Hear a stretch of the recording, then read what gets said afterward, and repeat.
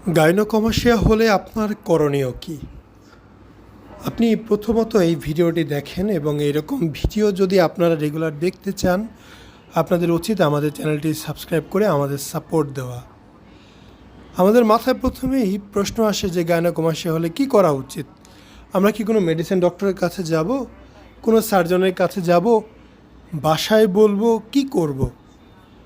আসলে আমাদের এই সমাজে যে রোগগুলো একদম উপর থেকে দেখা যায় সে রোগটাকে রোগ মনে করা হয়, আর কোনো সমস্যাকেই রোগ মনে করা হয় না। আপনাদের সামনে যে ভাইয়ের অবস্থা আমি দেখাচ্ছি, কোনো দিক থেকে কি মনে হয় এটা খুবই স্বাভাবিক একটি বিষয়? কোনোভাবে কি আপনি বলতে পারবেন এটা খুব স্বাভাবিক একটি সমস্যা? আপনার কাছে কি আসলেই মনে হচ্ছে এটা স্বাভাবিক? আসলে না, কেউ এটা স্বাভাবিক বলবে না, কিন্তু আমাদের পরিবার পরিজন একমাত্র বলবে স্বাভাবিক। এছাড়া দুনিয়ার কেউই বলবে না স্বাভাবিক। আপনার সমস্যা, এটার চিকিৎসা আপনাকেই খুঁজে বের করতে হবে, আপনাকেই নিতে হবে। আপনি স্টুডেন্ট, ওকে ফাইন, এর পাশাপাশি আপনি কাজকর্ম করেন, 2-4 বছরে আস্তে আস্তে টাকা জমান। আপনি জব করেন, বেতন কম, ঠিক আছে, সমস্যা নেই, আপনি আস্তে আস্তে টাকা জমান। আপনি 1 টাকার ওষুধ খাইলে 1 টাকার নষ্ট আপনার। তো আপনার গাইনোকমাসিয়া হয়েছে, আপনার উচিত টাকা জমানো, আর কোনো কিছুই না। এবং ওজন নিয়ন্ত্রণ করা, কোনোভাবেই যাতে অতিরিক্ত ওজন না হয়ে যায় এই দিকটা খেয়াল রাখা। এই 2টা বিষয় আপনার করণীয়, এর বাইরে কিচ্ছু না।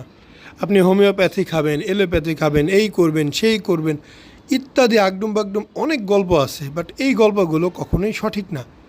তো সঠিক যেটা সেটাই আমি আপনাদের কাছে স্পষ্টভাবে উপস্থাপন করলাম, যাতে অল্প কথায় আপনি বুঝে যান আপনার কী করা উচিত।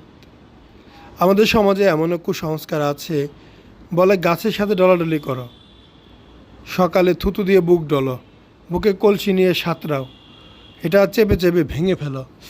এমন অনেক ধরনের কুসংস্কার আছে যেটা একদমই মিথ্যা। কখনোই এইসব কুসংস্কার মানা যাবে না। আপনাদের এই গাইনোকমাসিয়া হয়ে গেলে করণীয় এই 2টা: ওজন কমায় রাখবেন এবং টাকা জমাবেন সার্জারি প্রস্তুতি হিসেবে। ওনার আগের যে অবস্থাটা দেখেছেন, বর্তমান অবস্থা কিন্তু অনেক ভালো, অনেক বেশি ভালো। এই সার্জারিগুলো আমাদের ক্লিনিকে প্রতিদিন হয় এবং আমি ভিডিও দিয়ে থাকি, আরও ভিডিও আমি দিতে চাই। আপনারা যদি দেখতে চান, অবশ্যই আপনাদের উচিত সাবস্ক্রাইব করে আমাদের সাথে থাকা, আমাদের সাপোর্ট করা। কেউ যদি ভালো করে তাকে সাপোর্ট করুন, কেউ যদি খারাপ করে তার বিরোধিতা করুন। অন্যায়কে কখনো প্রশ্রয় দিবেন না, ভালো কাজকে সবসময় এনকারেজ করবেন। তাহলে ভালোটা আগাতে পারবে, অন্যায় দমন হবে। যদি ভালোটাকে এনকারেজ না করেন, সেটা আস্তে আস্তে থেমে যাবে। আমাদের চ্যানেলটা গ্রো করতে অনেক বেশি পরিশ্রম করার প্রয়োজন হয়েছে। বাংলাদেশের মতো এরকম একটা গরিব দেশে এরকম একটা রোগ নিয়ে কাজ করা খুব টাফ, এবং সেটা করতে করতে আমাদের অলমোস্ট 1,30,000 সাবস্ক্রাইবার, যেটা অভাবনীয় বিষয়, আলহামদুলিল্লাহ।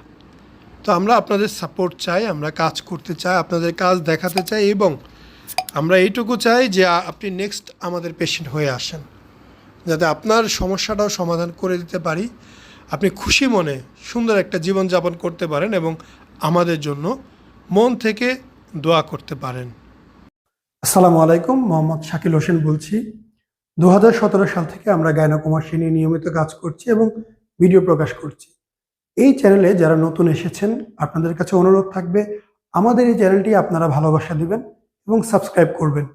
এবং যারা অলরেডি সাবস্ক্রাইব করেছেন তাদেরকে অসংখ্য ধন্যবাদ। আপনারা কমেন্টের মাধ্যমে আপনাদের মতামত জানাবেন। ধন্যবাদ।